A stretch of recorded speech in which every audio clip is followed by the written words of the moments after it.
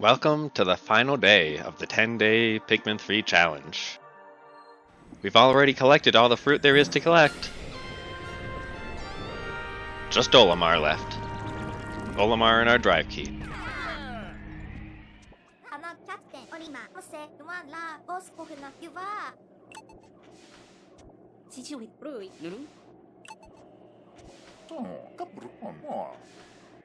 Most of the challenge run of this has gotten over, but coincidentally, we haven't lost any Pikmin yet. So let's just see if we can keep that up. Every type of Pikmin will be able to help, but the only mandatory ones are at least 10 yellows.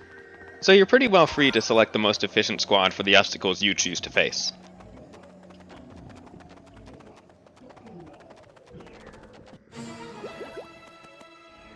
Oh, well, there's our missing captain. And a curious gold thing.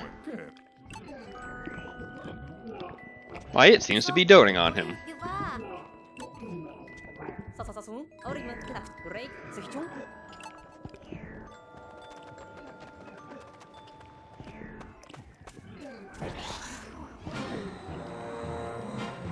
Perhaps a bit too overprotective, though.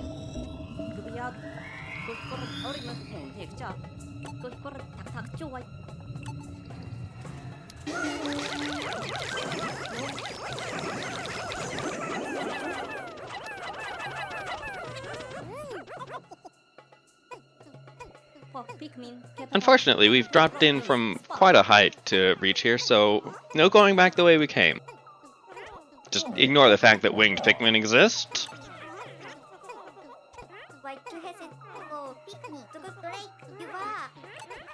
So this is the gimmick for the final area. The path back to the Drake is unclear, and it's blocked off by a wide variety of obstacles in the intersecting tunnels up ahead. So rather than the Pikmin trying to stick to one path that they don't really know, they will be following one of your captains. It's Brittany by default.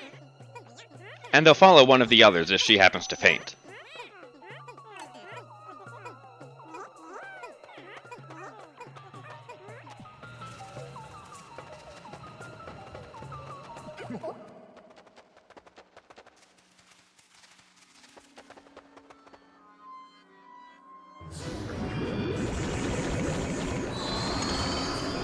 Uh-oh. Excellent question, Alf.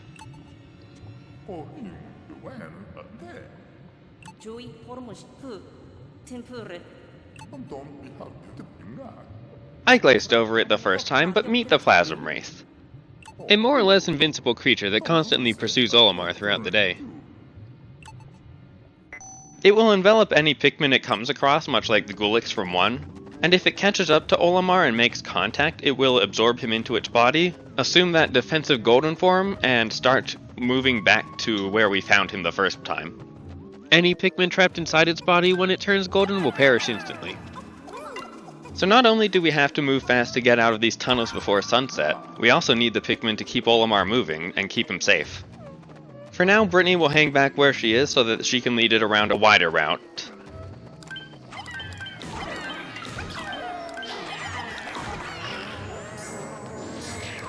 Well, that's not normal. Olimar is pretty much the only thing for Pikmin to carry in this cave. Everything else gets assimilated very quickly. The Reds have come along as the dedicated Olimar carriers. It's not necessary to do that, but I find it helps me keep things clean. And that's a good way to ensure that they'll all be flowers. Don't use wings for this purpose. Not enough ledges involved to make up for winged Pikmin's lower transport speed, unfortunately. There are different elemental creatures here, but a large enough troop of angry Pikmin will not have to worry about any of their attacks. There's a bridge to build here. The rocks have come for that purpose. And a hole to dig, which is why we filled as many of the party with yellows as we have. That hole has the rest of the pieces we need to finish the bridge up ahead. It'll be one of a couple ways forward from this point. The other way forward from here has a couple messy fights though, plus a couple extra walls to take down. It can still be fast if you bring the right squad for it. I just used the bridge method, and frankly, the less I have to deal with shearwigs in this playthrough, the better. Oh. Yeah, let's stay far away from that thing if we can help it. And by far away, I mean we will continue trying to lead it with Brittany as much as we can. It can move over certain walls, and I don't want it taking those shortcuts.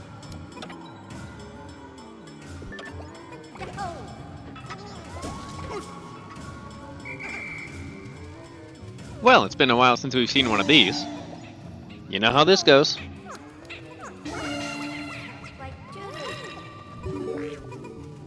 Four! Or timber. It's not snookers. Sports ball. It's something. That also breaks the glass wall at the bottom of the hill. There's some more sheer grubs and some bomb rocks past it. They are fairly useful for taking down walls quickly. You can also use them to disrupt the Plasm Wraith, same as how that weight ball splashed it all over the place. And you can hang on to them for other stuff later in the day too. Me, I'm booking it. There are 50 total bridge pieces across the water for this next bridge. And we can hear from that music that it's getting fairly close. Yeah, it's time for Brittany to skedaddle.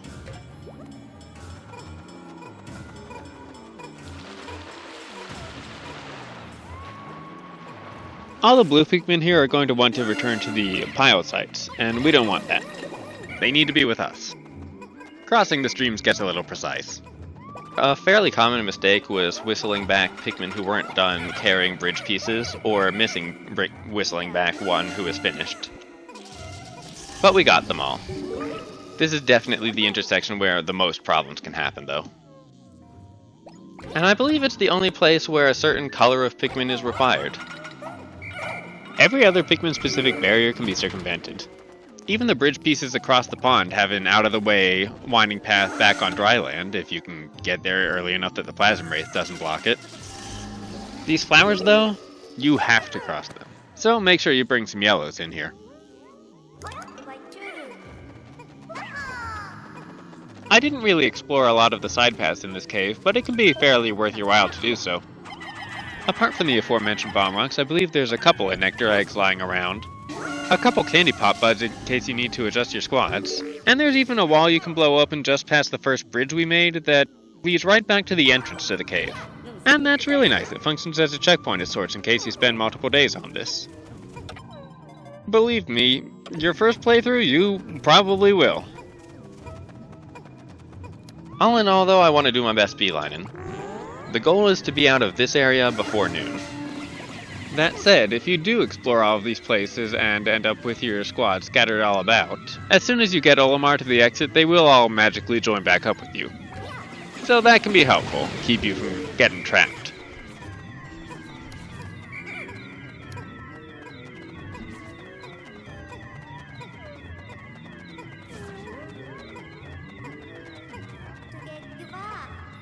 Well, it's well before noon. We've made it outside. What a lovely day. For danger.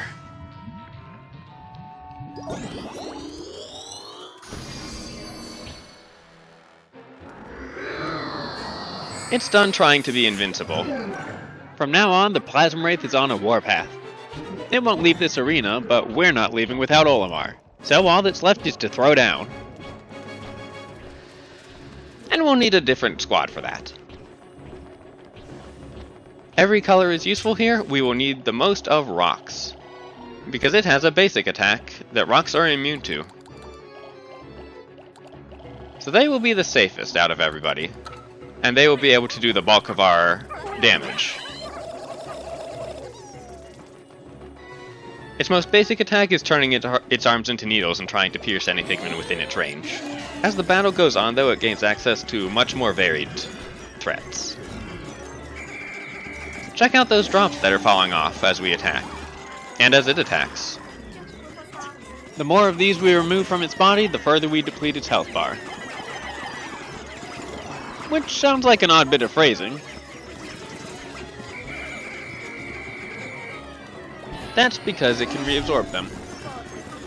Damage is a two-step process here.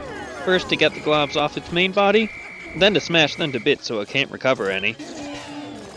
It's the only permanent way to inflict damage. It'll also spray off extra during that spiral fling if you've built up enough damage.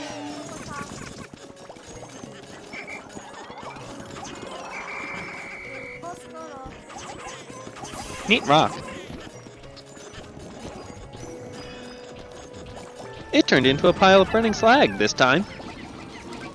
Only Reds can survive that, and there are other forms for other Pikmin. A hazard for every type except wings. You gotta break the core to make the goop safe, then smash as much as you can before it returns to the main body. At this point in the battle, breaking these is going to be your main source of damage. In fact, if you try to ignore them and latch everybody onto the main body, the Plasma Wraiths just run straight through them on purpose. So, don't do that. Unless you really like enacting damage control. Leave a hazard core alone long enough and it'll break down and return instantly, without giving you a window to smash anything. Our efforts so far have gotten us here with enough time on the clock that we can take this slow and steady. And that's key here. If you're going really fast, you can probably take the Plasma Wraith down in about a quarter of the day. With over half the day to work with, it still takes a lot of practice, don't get me wrong. But there's no pressure to make use of every opportunity for damage, or to try and find an opportunity where there isn't one. Evasive maneuvers come first. I suppose it's worth noting, if Olimar gets captured during the chase phase, the Plasma Wraith will begin throwing these cores out to defend itself. If you ask me, the part of this battle that takes the most practice is just good Pikmin control. Knowing exactly how to keep track of the right Pikmin at a fairly hectic pace, both in terms of muscle memory and your plan of action. It's a fairly unusual battle because of the goop mechanic, and there's a lot of little tricks to learn and get used to. For instance, walking right into the middle of a big pile and dismissing it being one of the best ways to clear out an area, and keeping all your party close as a bonus. That is especially relevant now that the Plasma Wraith has unlocked its final ability for this battle, Flight. It's bad enough that we can't leave the rocks there to idly get damage on it anymore, but the real danger is its range. It's got about as much reach as it ever did on the ground. Maybe even more.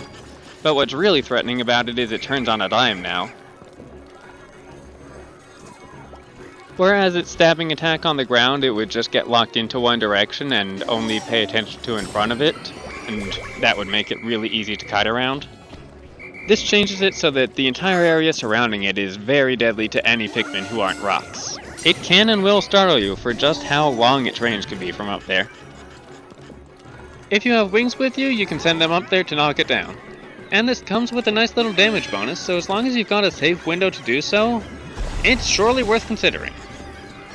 Maybe not every time. And certainly not without some spicy spray. Either that or more than 10 wings. As it spits out multiple cores at once, it'll look like its health is really low, but don't get fooled. Just keep going slow and steady.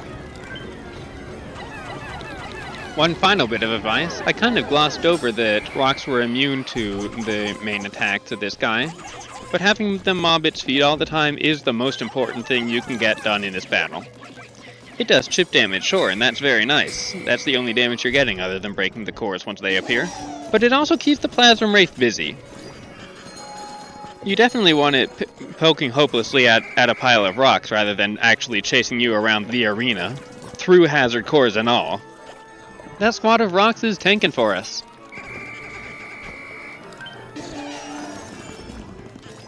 I don't reckon it has that many cores left in it. If we can take care of these, we should be just about in the clear.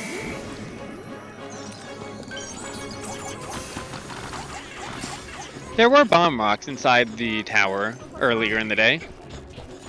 I know for sure they can blast some goop off of the Plasma Wraith's body. I don't know how good they are about clearing goop on the ground, but I assume they work pretty well. It's been so many playthroughs since I bothered with them, though. What can I say? Shearwigs aren't worth the trouble. They fly now, too. Tossing your Pikmin into a pile of goop to attack works well enough if you need to keep the distance. Just make sure you wiggle your cursor around a little when you do that. It helps to spread them around.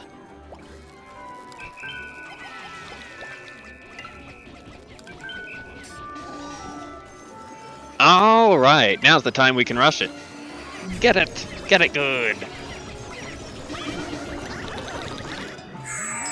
There we go. The Plasm Wraith is defeated.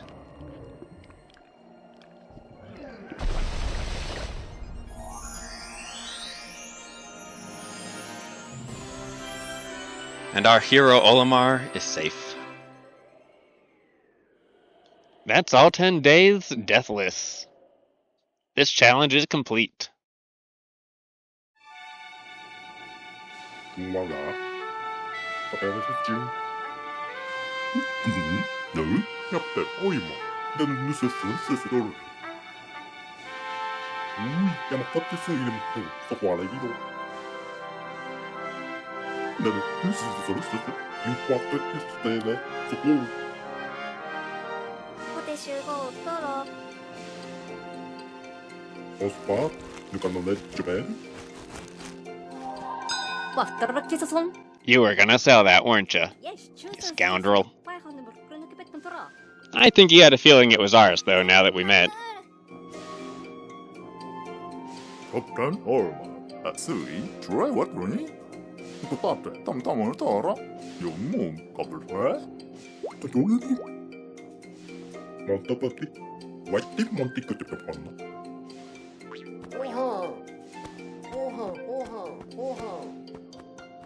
B.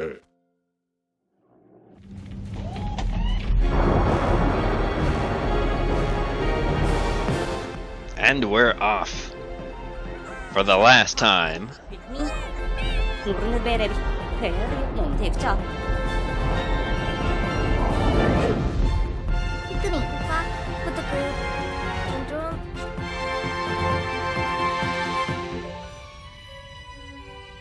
Nah. What the cool?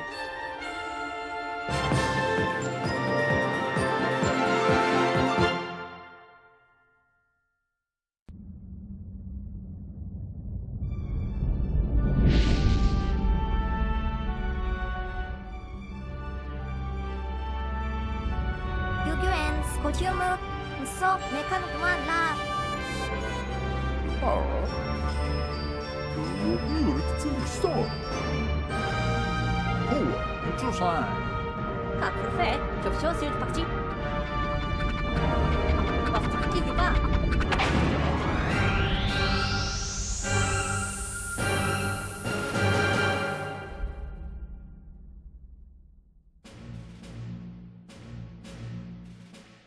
And so the intrepid explorers successfully complete their mission.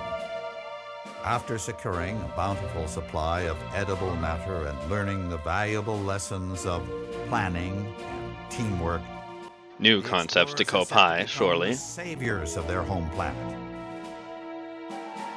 Under their guidance, the seeds they've recovered will be used to kick off a sustainable cycle of cultivation and harvesting, thus bringing new life to Koppai. We've got the good end. That's from collecting all the fruit. However, one question remains. What was the cause of the accident that sent the SS Drake hurtling to PNF 404's surface? Perhaps it wasn't an accident after all. I've since come to understand that I think they mean it was fate. Originally on reading that, I thought, oh, one of the crew sabotaged it so that the rest of them could learn planning and teamwork. What a wild gamble. No, I think they mean fate. There we go, though. Credits roll. Pikmin 3 is such a good game. I love the Pikmin series so much. This is the part where, like, I ramble on unprepared, as I do in every live LP, even though this is, like, post-commentary. Pikmin is good. I've never seen another game that that is like this. I feel like it's its own genre. I can only call all of it the Dandori genre. If not a Pikmin game. Just everything about Pikmin speaks to me. The thoughtful balance of exploration on your first time through and planning once you know what you're about.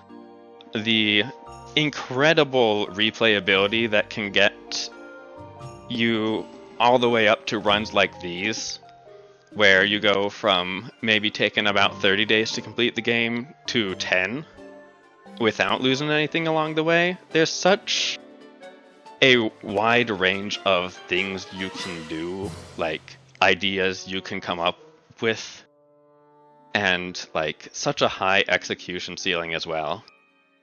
And then the love and wonder for your surroundings as well, which I think goes unsaid far too often. I've never played Pikmin 1 for myself, I've only seen it about 1 billion times. Pikmin's 2, 3, and 4 though, I've all played to death. And I have really enjoyed each and every entry. For different reasons too. They've all got their own draw. Pikmin 2 was a rough time, but I never would have grown to appreciate every enemy in the series with the proper mix of fear and reverence as I do today without it. Pikmin 4 I have less experience with since I was fairly late to it, but there are so many factors to weigh against each other and it's so fun figuring out what to prioritize in that one. As for Pikmin 3, I love it to bits. There are no caves to either interrupt or prolong a day, so it's just like the purest exploration of Dandori that the series has had since Pikmin 1, where the Pikmin don't actually behave in that game. 3 is just the best at scratching that Pikmin itch for me. It's brilliant. The entire Pikmin series is brilliant, and I'm glad I was able to show this one off, at least to the extent that I have. I say at the end of a 100% run. I don't know. Pikmin's great. I think there's always more to see and do with Pikmin, and that's part of what's great about it. But this is about the natural endpoint of what I feel a straightforward run through the game can be, at least for me. All fruits, no deaths, no glitches, no out of bounds. All in 10 days. The minimum possible. That's a run I can be proud of. I'm looking forward to the day where I do it again. But that will be offline. Thank you for watching. And who knows, maybe there's more Pikmin in this channel's future. Wouldn't that just beat all?